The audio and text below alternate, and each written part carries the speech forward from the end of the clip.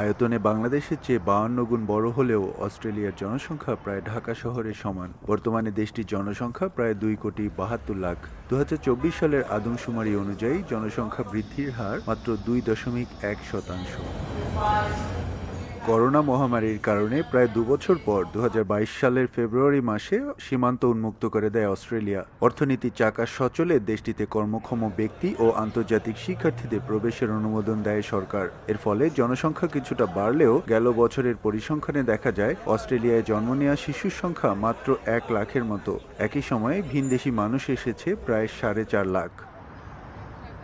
বাংলাদেশি বংশোদ্ভূত অস্ট্রেলিয়ানদের সংখ্যা 1 লাখের কাছাকাছি। তাদের বেশিরভাগই উচ্চশিক্ষা নিতে এসে স্থায়ীভাবে থেকে যান। অস্ট্রেলিয়ায় অদক্ষ জনবল আসার সুযোগ না থাকায় সেখানে প্রবাসী বাংলাদেশির সংখ্যা খুব বেশি বাড়েনি। তবে 2023 সালে 14,000 বাংলাদেশি শিক্ষার্থী অস্ট্রেলিয়ায় এসেছে। 2024 সালে সে সংখ্যাটি আরও বেড়েছে বলে ধারণা করা হচ্ছে।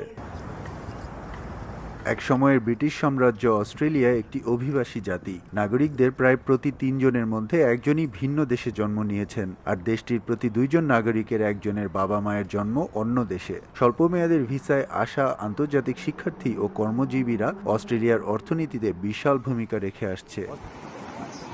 অস্ট্রেলিয়া একটি উন্নত দেশ। এই উন্নয়নের ধারা অব্যাহত রাখার জন্য অস্ট্রেলিয়ার দরকার প্রচুর মানব সম্পদ। তবে অস্ট্রেলিয়ার জনসংখ্যা প্রতিনিয়তই কমছে এবং সেই জনসংখ্যার গ্যাপটি ফিল আপ করার জন্য প্রতি বছর কিন্তু পৃথিবীর বিভিন্ন দেশ থেকে, বিশেষ করে উন্নয়নশীল দেশ থেকে প্রচুর মানব সম্পদ অস্ট্রেলিয়াতে নিয়ে আসা হচ্ছে, তাদের স্থায়ীভাবে বসবাসের সুযোগ দেওয়া হচ্ছে।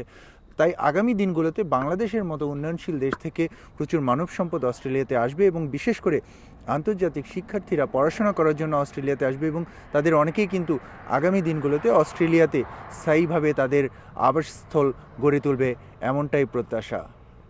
এস এম আমিনুল রুবেল, সময় সংবাদ, অস্ট্রেলিয়া।